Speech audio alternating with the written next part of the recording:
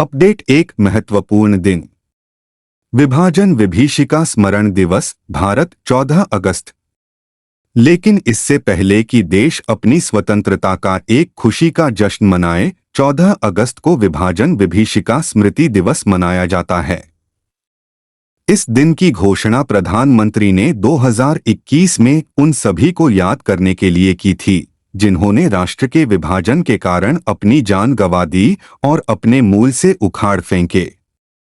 यह घोषणा करते हुए कि 14 अगस्त को हर साल विभाजन विभीषिका स्मृति दिवस के रूप में मनाया जाएगा, पीएम मोदी ने कहा कि विभाजन के दर्द को कभी नहीं भुलाया जा सकता है और लाखों लोगों ने नासमझ, नफरत और हिंसा के कारण अपनी जान गंवा दी। उन्होंने कहा कि उन सभी संघर्षों और बलिदानों की याद में 14 अगस्त को विभाजन विभीषिका स्मृति दिवस के रूप में मनाया जाएगा। अपडेट 2 पुस्तकें। सत्यजीत लाल की 1971 स्ट्रैटेजी कैंपेन वेलोर पुस्तक का विमोचन।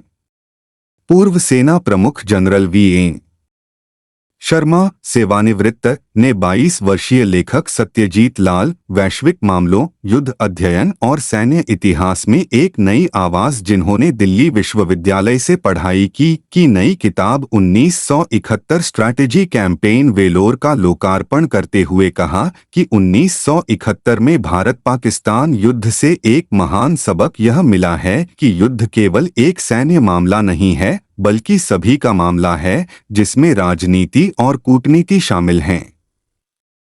यह खंड युद्ध के भारतीय नायकों का जश्न मनाता है जिसके कारण 1971 में एक नए राष्ट्र बांग्लादेश का जन्म हुआ और लड़ी गई महत्वपूर्ण लड़ाइयों के उच्च बिंदुओं को इंगित करता है। इसे वायुसेना प्रमुख एयर चीफ मार्शल वी.आर. चौधरी और दिल्ली के पूर्व उपराज्यपाल अनिल बैजल की मौजूदगी में जारी किया गया। अपडेट 3 रक्षा। भारत श्रीलंका संयुक्त सैन्य अभ्यास मित्र शक्ति मदुरुओया, श्रीलंका में शुरू हुआ। रक्षा मंत्रालय ने कहा कि भारत और श्रीलंका की सेनाओं के बीच एक संयुक्त अभ्यास 12 अगस्त को द्वीप राष्ट्र में शुरू हुआ ताकि पारस्परिकता और सर्वोत्तम प्रथाओं को साझा किया जा सके। आर्मी ट्रेनिंग स्कूल मदुरुओया में भारत श्रीलंका संयुक्त सैन्य अभ्यास मित्र शक्ति का 10वां संस्करण अगस्त के 12 से 25 तक आयोजित किया जाएगा। मंत्रालय ने कहा कि यह संयुक्त सैन्य क्षमता को बढ़ाएगा ताकि संयुक्त राष्ट्र के जनादेश के तहत पारंपरिक परिदृश्य में उग्रवाद विरोधी अभियान शुरू किया जा सके। इसका पिछला संस्करण नवंबर 2023 में पुणे में आयोजित किया गया था। अपडेट 4 अर्थव्यवस्था। भारतीय ग्लोबल बीटी समूह में 24.5% हिस्सेदारी खरीदेगा।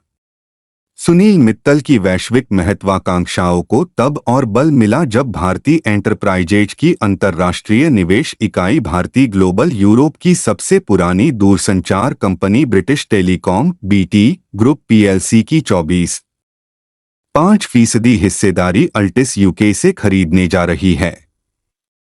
हालांकि कंपनियों ने सौदे के आकार का खुलासा नहीं किया, लेकिन बाजार पर नजर रखने वालों का कहना है कि बीटी के लगभग $15 बिलियन के मूल्यांकन पर सौदा लगभग $4 बिलियन की सीमा में हो सकता है। कंपनी ने कहा कि शेयर भारतीय टेलीवेंचर्स यूके के माध्यम से खरीदे जाएंगे, जो भारतीय ग्लोबल के पूर्ण स्वामित्व में हैं। अपडेट 5 अंतर्राष्ट्रीय। रवांडा के कागमे ने 99% चुनावी जीत के बाद चौथे कार्यकाल के लिए शपथ ली। रवांडा के राष्ट्रपति पॉल कागामे ने पिछले महीने हुए चुनाव में 99% से अधिक मतों के साथ जीत हासिल करने के बाद चौथे कार्यकाल के लिए शपथ ली है। किगाली में 45,000 सीटों वाले स्टेडियम में उद्घाटन समारोह में अफ्रीकी देशों के कई दर्जन राष्ट्राध्यक्षों और अन्य गणमान्य व्यक्तियों ने भाग लिया, जहां सुबह से ही भीड़ जुटनी शुरू हो गई थी। कागमे ने प्रधान न्यायाधीश फॉस्टिन नतेजिल्यायो के समक्ष पद की शपथ ली और शांति एवं राष्ट्रीय संप्रभुता को बनाए रखने, राष्ट्रीय एकता को मजबूत करने का संकल्प लिया। 15 जुलाई के चुनाव के परिणाम कागमे के लिए कभी भी संदेह में नहीं थे, जिन्होंने 1994 के नरसंहार के बाद से छोटे अफ्रीकी राष्ट्र पर शासन किया है, पहले तानाशाह और फिर राष्ट्रपति के रूप में। अपडेट 6 रैंक और रिपोर्ट। शुद्ध प्रत्यक्ष कर संग्रह 22.5% बढ़कर 6.93 लाख करोड़ रुपए। रिफंड को समायोजित करने के साथ भारत का शुद्ध प्रत्यक्ष कर संग्रह वित्त वर्ष 2025 के 1 अप्रैल से 11 अगस्त के बीच 22.5% बढ़कर 6.93 लाख करोड़ रुपए हो गया। आयकर विभाग के ताजा आंकड़ों के अनुसार पिछले साल की समान अवधि में कर संग्रह 5.65 लाख करोड़ रुपए था। कर संग्रह में व्यक्तिगत आयकर पिट ने निगम कर को पीछे छोड़ दिया। इस दौरान पिट 4.47 लाख करोड़ रुपए रहा, जो एक साल पहले समान अवधि में 3.44 लाख करोड़ रुपए था। निगम कर 5.7% बढ़कर 2.2 लाख करोड़ रुपए पर पहुंच गया, जो चालू वित्त वर्ष के लिए निर्धारित 12% की वृद्धि दर से कम है। अपडेट 7 रैंक और रिपोर्ट। खुदरा मुद्रास्फीति जुलाई में घटकर 5 साल के निचले स्तर 3.5% पर। खाद्य मुद्रास्फीति में भारी गिरावट के कारण जुलाई में खुदरा मुद्रास्फीति घटकर 3.54% रह गई, जो लगभग 5 वर्षों में सबसे कम है। अर्थशास्त्रियों ने सावधानी बरतते हुए कहा कि गिरावट मुख्य रूप से पिछले साल उच्च मुद्रास्फीति के आधार प्रभाव के कारण थी और आने वाले महीनों में यह वापस आ सकती है। जुलाई 2023 में उपभोक्ता मूल्य सूचकांक CPI पर आधारित खुदरा मुद्रास्फीति 7.44% थी, जबकि इस साल जून में 5.08% थी। खाद्य मुद्रास्फीति जुलाई में 13 महीने के निचले स्तर 5.42% पर आ गई, जो जून में 9.36% थी, जो सितंबर 2019 के बाद पहली बार RBI लक्ष्य दर 4% से नीचे ले गई। अपडेट 8 योजनाएं और समितियां। RBI ने अपने आंकड़ों के मानकीकरण पर 10 सदस्यीय विशेषज्ञ समिति गठित की। भारतीय रिजर्व बैंक RBI ने वैश्विक मानकों के अनुरूप नियमित रूप से प्रसारित आंकड़ों के मानकीकरण पर deputy governor Michael Devvrat Patra के तहत एक समिति की स्थापना की घोषणा की है। 10 सदस्यीय आंकड़ों के मानकीकरण पर विशेषज्ञ समिति को नवंबर 2024 के अंत तक रिपोर्ट प्रस्तुत करने के लिए कहा गया है। पात्रा की अध्यक्षता वाला पैनल अन्य नियमित आंकड़ों की गुणवत्ता का भी अध्ययन करेगा, जहां ऐसे बेंचमार्क मौजूद नहीं हैं, जैसे राष्ट्रीय प्राथमिकता के क्षेत्र, और किसी भी डेटा शोधन के लिए गुंजाइश पर मार्गदर्शन प्रदान करेंगे। अपडेट 9 राज्य। हरियाणा में पहली बार शुरू होगी वैश्विक महिला कबड्डी लीग।